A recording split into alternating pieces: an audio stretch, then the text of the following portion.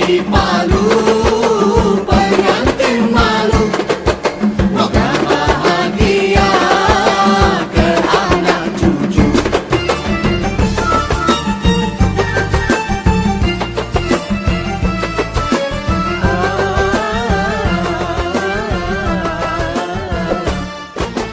Kumpang di Palu, pengantin baru. Assalamualaikum warahmatullahi wabarakatuh. Alhamdulillah wa syukurillah wa la hawla wa la quwwata illa billah. Asyhadu an la ilaha illallah wahdahu la syarikalah wa asyhadu anna Muhammadan abduhu wa rasuluh la nabiyya ba'da, amma ba'd. Bapak Ibu yang berbahagia, calon pengantin, calon ibu dan calon ayah, pada kesempatan hari ini bersyukur selalu kita kepada Allah Subhanahu wa taala atas segala limpah nikmat yang kita terima.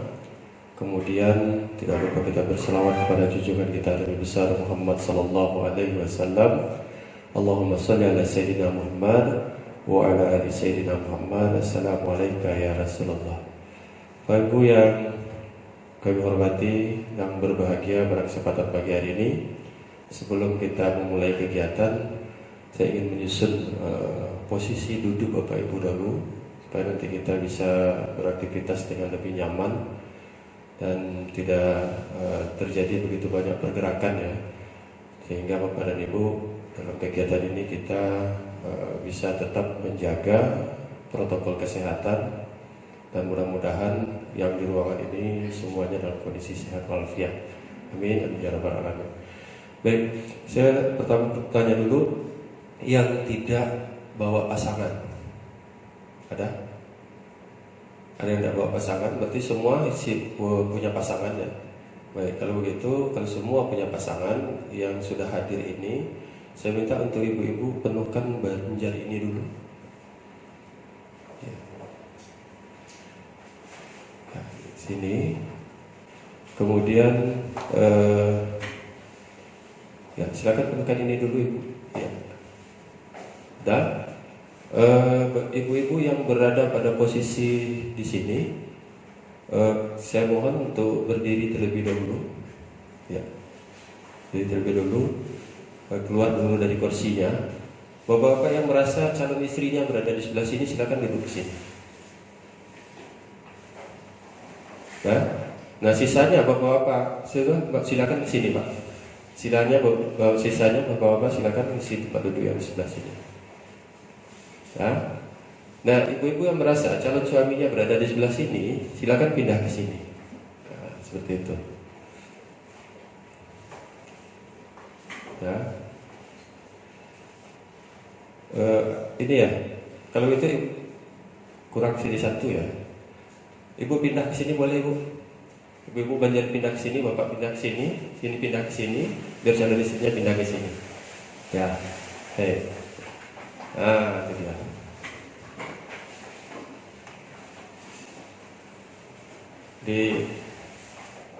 Kita nanti akan lebih leluasa. Karena Bapak dan Ibu, seyogianya kegiatan kita ini kan diskusi, ya, diskusi kelompok, diskusi pasangan. Tapi karena masa pandemi agak sulit untuk melakukan diskusi, karena nanti Bapak dan Ibu akan bergerombolan jadinya.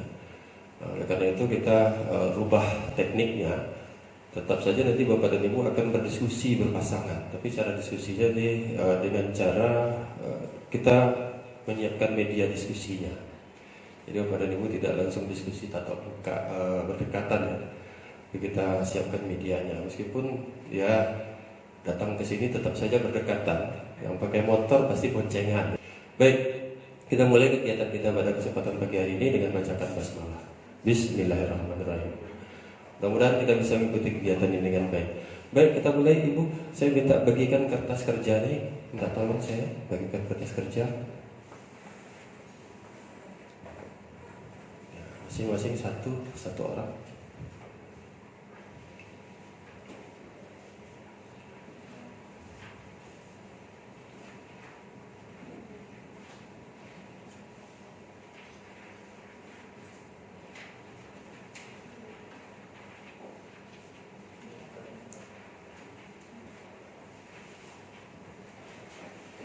Sambil berjalan kertas kerjanya, saya terlebih dahulu memperkenalkan diri kepada Bapak dan Ibu.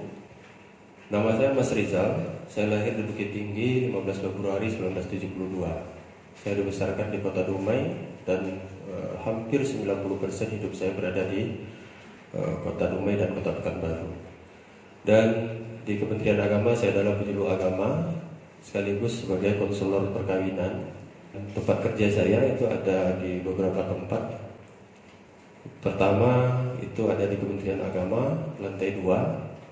Nanti Bapak dan Ibu kalau ada mau konsultasi silakan datang di situ. Yang kedua di kantor BP4 Kota Pekanbaru, sekarang berada di Jalan Patimura. Di situ saya melakukan tugas Bapak dan Ibu. Dan saya tidak berharap Bapak dan Ibu nanti konsultasi dengan saya, karena biasanya konsultasi datang ketika sudah ada masalah. Nah, datang ketika sudah ada masalah baru berkonsultasi. Seharusnya kita konsultasi itu ketika kita mendeteksi kira-kira ada potensi masalah, baru konsultasi, Pak. Jangan sesudah ada masalah konsultasi, itu masalahnya jadi makin runyam. Sebaiknya konsultasilah Bapak dan Ibu ke BP4 atau ke Kementerian Agama ketika Bapak dan Ibu baru mendeteksi kira-kira kalau ini dilakukan potensinya ini. Nah, kalau Bapak merasa kesulitan untuk mencari solusi, yuk kita diskusi. Jangan sesudah masalah baru diskusi. Sebelum ada masalah kita diskusi. Bapak dan Ibu, pernikahan kita ini nanti mudah-mudahan akan dikurniai oleh Allah Subhanahu wa taala keturunan. Nah, tentunya dalam gambaran kita atau dalam pikiran Bapak dan Ibu saat ini, kira-kira sudah adakah sosok anak yang Bapak Ibu impikan? Kalau belum ada, saya kasih waktu dalam lebih kurang 30 detik untuk menggambarkan satu sosok anak yang Bapak Ibu impikan. Kalau sudah terbayang sosok anak yang Bapak Ibu impikan itu, gambarkan saja sosok itu dalam bentuk kata, maksimal 3 kata. Kira-kira sosok anak yang Bapak Ibu bayangkan itu seperti apa gambarannya, dan simpulkan dalam bentuk kata saja, maksimal 3 kata.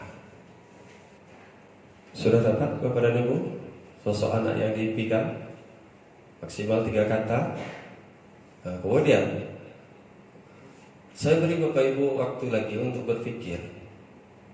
Tapi ini harus memperhatikan potensi yang Bapak Ibu miliki.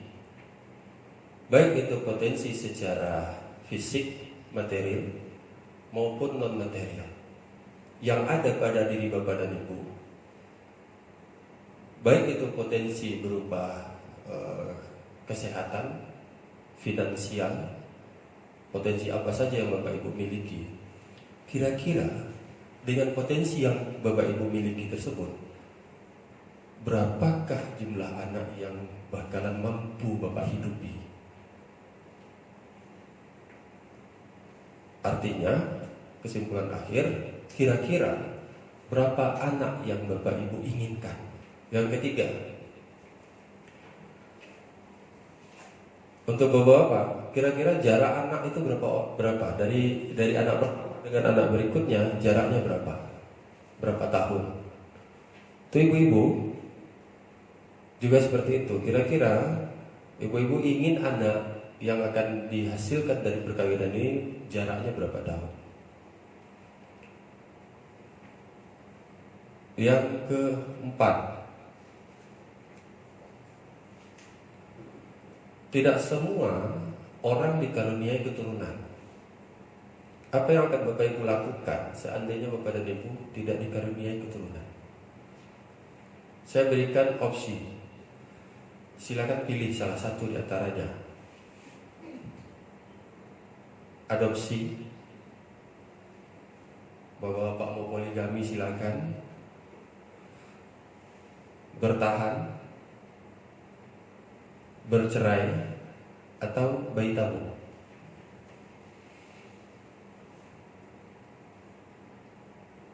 Karena tidak semua orang akan diberikan amanah berupa anak oleh Allah Subhanahu wa taala. Seandainya itu terjadi pada diri kita, apa yang akan kita lakukan dalam rumah tangga itu? Adopsi, bertahan, bercerai, poligami, atau bayi tabung.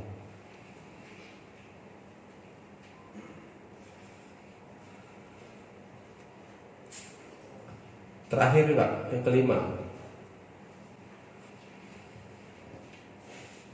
Menurut Bapak dan Ibu, bolehkah hari ini kita menentukan anak kita nanti profesinya seperti apa? Sini Pak. Saya hari ini saya ingin anak saya jadi dokter. Saya ingin anak saya nanti jadi dosen. Saya ingin anak-anak saya nanti jadi guru. Saya ingin nanti anak saya jadi jaksa. Saya ingin anak saya nanti jadi polisi. Saya ingin anak saya nanti jadi apalah yang ingin kita impikan, pengusaha misalnya. Apakah boleh hari ini kita memulainya? Kalau boleh katakan boleh. Kalau tidak katakan tidak. Ya. Boleh katakan boleh, kalau tidak katakan tidak. Dan nomor 6. Nomor 6 ini dijawab oleh orang yang mengatakan boleh. Kalau boleh, maka silakan tentukan hari ini Bapak ingin anak Bapak yang 1, 2, 3 atau 4 orang yang Bapak Ibu cita-citakan tadi mau jadikan apa? Anak pertama misalnya jadi ini, anak kedua jadi ini, anak ketiga jadi ini, anak keempat jadi ini, silakan. Bagi yang tidak perlu dilanjutkan. Nah silakan Bapak dan Ibu dibaca poin 1. Apa anak yang dia impikan itu? Soleh. Anak soleh. Yang diimpikan calon istri Pak? Sama. Soleh aja ya? Solehah tidak? Soleh aja. Oke. Yang kedua. Apa pertanyaan kedua? Berapa anak yang diinginkan? Inginnya berapa? 4. Ibu inginnya berapa? 2. Jadi 6. Ya kan? Lah kan keinginan masing-masing kan? Bapak, Ibu inginnya 4, Bapak inginnya 2. Kita penuhi kedua-duanya. Kan biar adil kan? Nanti kalau cuma dapat 2, istri merasa masih kurang. Dia minta, Bapak udah mau kasih coba. Akhirnya kita supaya komunikasinya oke, 4 ketemu 2 jadi 6. Dengan rahmat Allah bisa saja 4 kali 2 jadi 8 gitu kan, bisa saja Bapak dan Ibu ya. Jadi enggak usah takut ya. Kayak tadi kan ditanyakan, Ibu mampunya 4, Bapak mampunya 2. Kalau kemampuan kita digabung, maka tidak tertutup kemungkinan jadi 6. Sederhana saja. Tapi itu nanti Bapak Ibu diskusikan lagi. Nah, jadi ada nanti maunya 2, malah Bapak maunya 2, istri maunya tiap tahun punya anak. Atau Bapak maunya 4, tapi anak pertama saja istri sudah trauma, tidak mau lagi punya anak. Ya cuma 1 Bapak dapat. Nah ini apa kaitannya nanti? Komunikasi tadi Pak.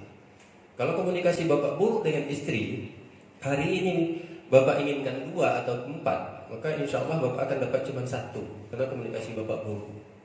So apa? Istri waktu hamil itu kan perlu perhatian, perlu dijaga, perlu dipelihara. Kalau sekarang dulu istilahnya ada kompani suami siaga, siap antar jaga. Jadi setiap detik itu siap. Istri perlu apa saja dia siap. Jadi ketika dia jadi suami siaga, maka bisa dipastikan nanti istri ingin hamil setiap tahun. Tersiksa saya kalau hamil, suami saya tidak mau tahu. Ya, maka itu perlu komunikasi. Ini yang kedua. Yang ketiga Bu, jarak 2 tahun. Sama Bapak 2 tahun. Nanti kita bahas 2 tahun. Yang keempat, Apa yang tadi yang keempat? Kalau tidak punya keturunan, jawaban suami apa? Poligami? Enggak dijawab. Dia masih ragu, Pak. Tengok kondisi ya dia. Kalau dalam di istri apa, Pak? Adopsi ya. Adopsi. Baik, yang kelima. Apakah Bapak dan Ibu berpendapat bahwa profesi anak bisa ditentukan hari ini atau tidak? Gimana? Menurut Bapak? Bapak ingin tidak profesi anak Bapak tentukan hari ini? Tidak ya? Apa sebabnya? Biar dia memilih sendiri. Bakat dan minatnya. Baik. Bagi Bapak sama ya. Kalau Bapak gimana? Jadi biarkan anak memilih sendiri sesuai dengan bakatnya. Kalau Bapak sama juga. Siapa kira di sini yang ingin anaknya dia tentukan besok jadi apa? Ada? Ya. Menurut Bapak gimana, Pak?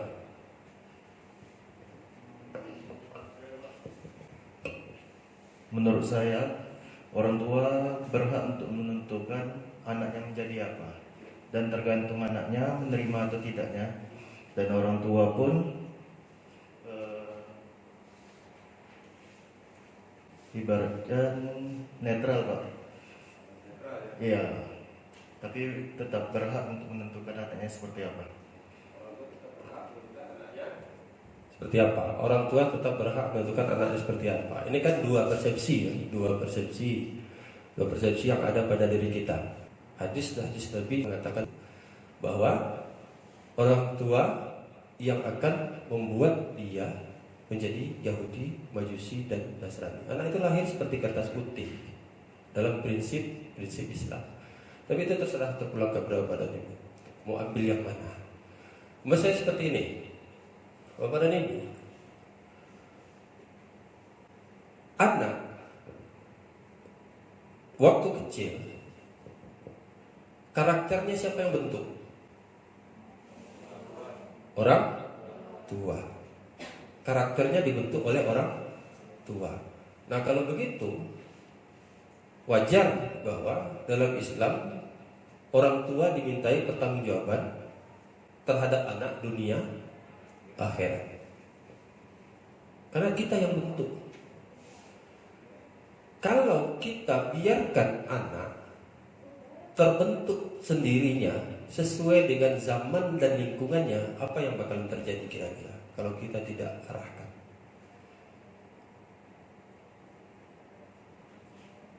Waktu kecil, anak tidak pernah bisa tahu membedakan mana yang punya orang, mana yang punya dia.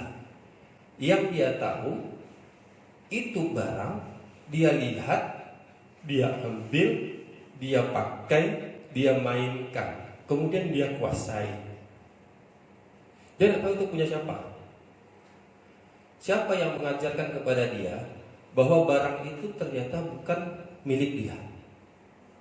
Orang tua.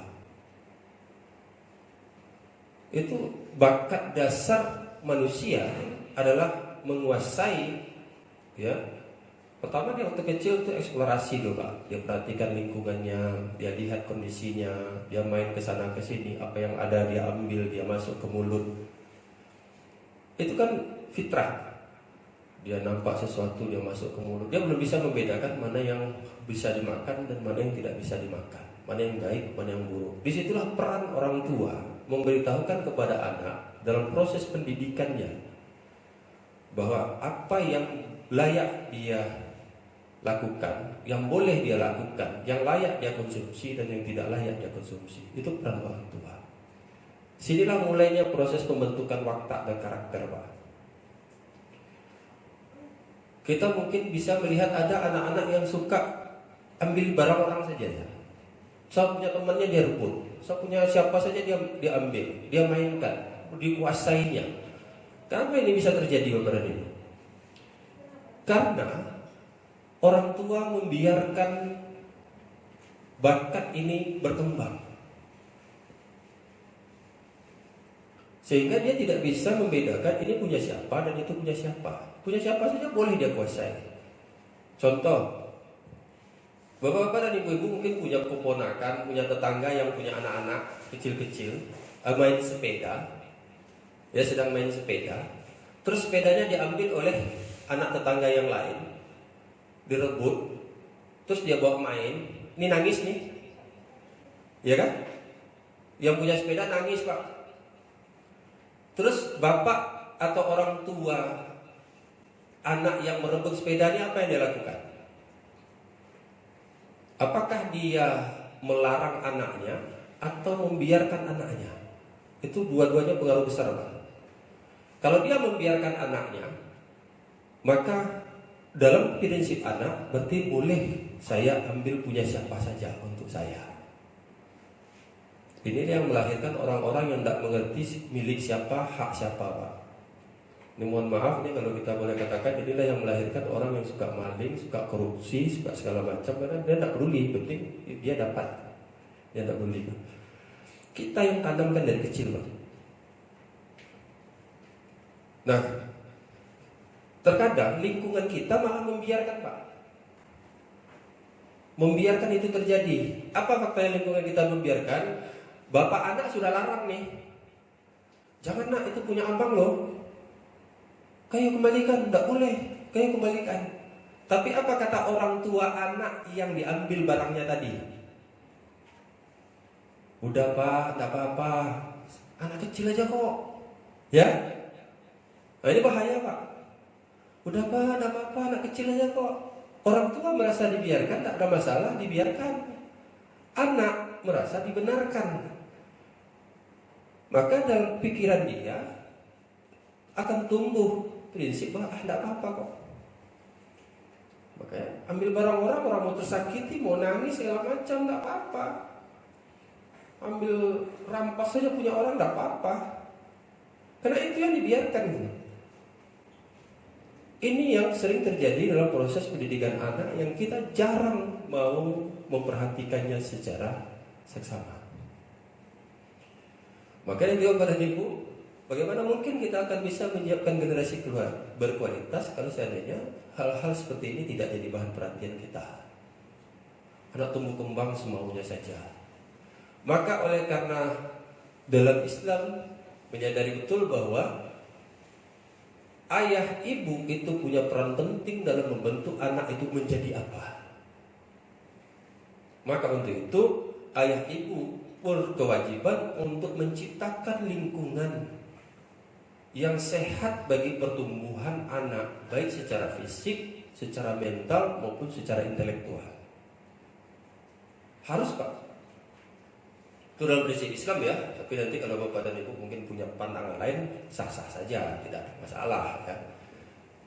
Tapi yang jelas kita hanya mengingatkan kepada Bapak dan Ibu, beginilah prinsip-prinsipnya. Boleh, silakan saja. Tapi ingat, semua akan jadi tanggung jawab kita. Karena kita yang membiarkannya terjadi pembiaran ketika dia masih kecil. Maka nanti silakan, tidak ada persoalan. Jadi Bapak dan Ibu boleh memilih. Ya. Mana kira-kira menurut Bapak dan Ibu yang harus saya ambil? Saya biarkan dia bebas memilih apa yang dia inginkan, atau saya mulai membentuk karakternya dari sekarang?